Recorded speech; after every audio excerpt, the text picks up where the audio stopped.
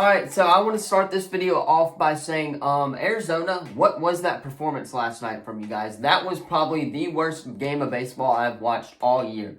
11-1 the final score in a World Series game. This World Series has been the least watched World Series in the past 10 years, dating back to the Cubs versus the Guardians. So, Arizona's got to figure something out if they want a chance at winning this World Series. Anyway, though, what is up, everybody? Welcome back to the Sports Lovers, where we talk all things sports. I am your host on the channel, Grant Sullivan, and it's Wednesday, meaning it is time for NFL Week number 9 picks. We're going to do some picks today, and then my interview with Cole is coming to the channel later tonight, so hopefully you guys will have that as well, and that will be another video coming. So that's why I'm getting this done early for you guys, is so I can go ahead and work on that interview later today and this afternoon, so that could be up for tonight. But as you are wondering, probably, why am I not in school? Well, it's senior skit day. So today, it's Wednesday. We're going to go ahead and get these picks out the way. Let's go ahead, though, jump right in as Atlanta United starts the playoff run for the MLS Cup playoffs tonight as well. So let's go ahead and jump right in to these picks. Alright, so we have the first game, and that is the Thursday night game, Tennessee taking on Pittsburgh. Tennessee's going to win this game if Will Levis could play like Will Levis played during that second half last week. Will Levis was on fire last week, 4 touchdowns in one half of a game. That is insane. He looks to be like he's NFL ready, and I think that he is NFL ready, and the Titans are going to win this game offensively. Defensively, they're going to give up points. It's going to be a close game because of how good Pittsburgh defense is, but I'm going Tennessee here, 21-20 on the road in Pittsburgh on Thursday night. Moving on, you got Miami taking on Kansas City and Frankfurt. And this is going to be a great game to watch. This is going to be really fun for the fans over in Germany, for them to watch these two teams go at it. Miami versus Kansas City. Patrick Mahomes still a little under the weather. Therefore, I'm taking Miami Dolphins here, actually. And I'm going to go Miami in an all-out shootout, 45-40. This is going to be a great game to watch offensively. Defensive-wise, there's not really going to be a lot of action because both defenses, maybe Miami's defense is going to be able to hold Kansas City, and that's what I think is going to happen at the end of the game with Jalen Ramsey being back. But I think overall it's going to be an all-out shootout fest, and both offenses are going to get it going for the fans in Germany. Miami's going to get the upset win against the Kansas City Chiefs. Moving on, you got Minnesota taking on Atlanta, and if Kirk Cousins was playing, I would have struggled with this. But since he's not playing, and it's at home for the Atlanta Falcons, I'm going to go with the Atlanta Falcons here, 21-14. Falcons, yes, they're coming off of a win, or a loss to the Tennessee Titans, but I think they'll bounce back, and I think they'll get the job done against a Minnesota team who doesn't really have a quarterback in their system right now. Yes, they just traded for Josh Dobbs, but how is he going to fit into the system 1 week after trading for him is my question. Therefore, Atlanta's offense needs to find its rhythm with Tannehill if they're going to start him over Desmond Ridder. Or if Heineke, if they're going to start him over Desmond Ridder. So, therefore, I have the Falcons winning this game. Depending on who's going to start for the quarterback is going to project the final score, but I have Atlanta winning 21-14. Moving on, you got Arizona taking on Cleveland, and this pick might surprise a lot of people, but I'm actually going the Arizona Cardinals here in this one. Cleveland coming off a 2-loss streak as well. They're not looking good right now. Offensively, they've been struggling. Really, they've been playing backyard football, as a lot of people have said on Twitter and stuff like that. But I have Arizona. If they can play the way they played against the Baltimore Ravens, against this Cleveland Browns team who's been struggling as of late, they're going to get this win, and I have them winning 23-21 on the road. It's going to be a tight game. It's going to be a low-scoring kind of game as well, but I'm going to be picking the Arizona Cardinals to get the win on the road, and Kyler Murray is coming back next week. Moving on, you got the Rams and the Packers, and yes, I know the Rams just lost to the Cowboys really, really bad, but the Packers also coming off of a loss as well. Jordan Love does not look to be it for the Green Bay Packers. They need to rebuild that whole team. Rams are going to win this game. We'll say 40-21. It's going to be an offensive game for the Los Angeles Rams, especially with Cooper Kupp being healthy. He is going to get a lot of reps in there as well against a struggling Green Bay Packers defense who has been allowing a lot of points to opponents recently. So, therefore, by logic, the Rams should win this game 40-21 is what I'm expecting the outcome of this game to be.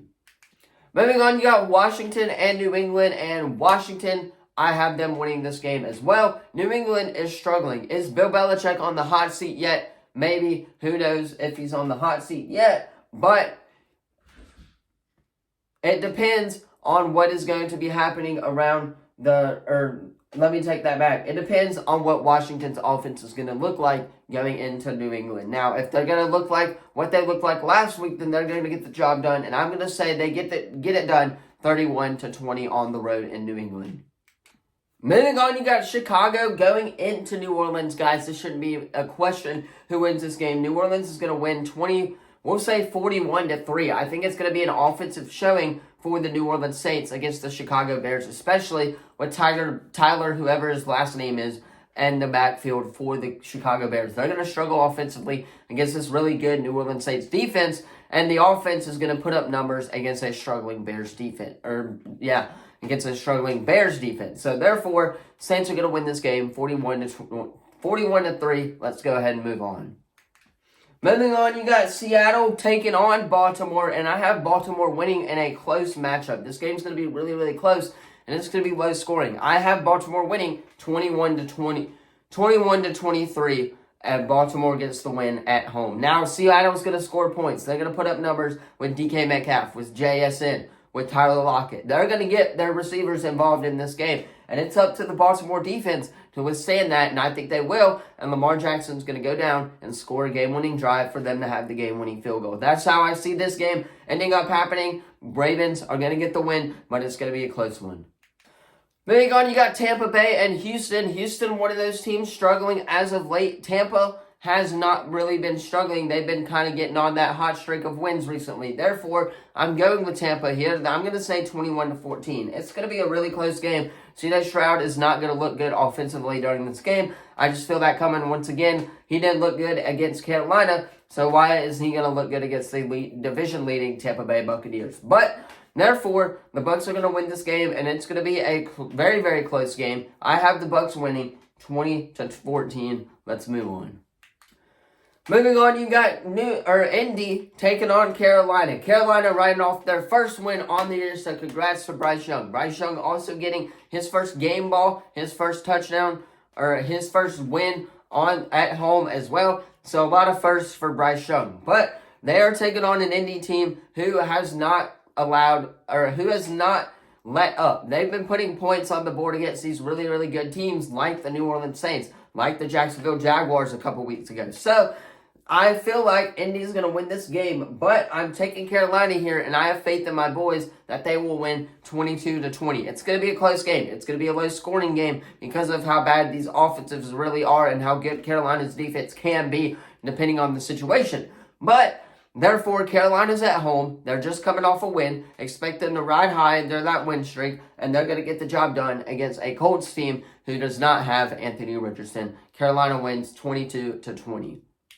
Moving on, you got the Giants taking on the Raiders, and really quickly, I want to talk about Josh McDaniels because Josh McDaniels and their owner of the Raiders have both been fired as of today. So, therefore, that is a big piece of news for Raiders fans indeed. I have the Raiders actually winning this game because the Giants are really, really bad. Raiders are going to win like 20-10. They're going to allow points because of what just happened this week, but it's going to be the Raiders should get the job done. They're the better team and they're at home as well. So therefore, Raiders get the win, but what happened today does not affect them on Sunday as they will get the win. Moving on, you got the game of the week this week on Fox, and that is Philly hosting the Dallas Cowboys.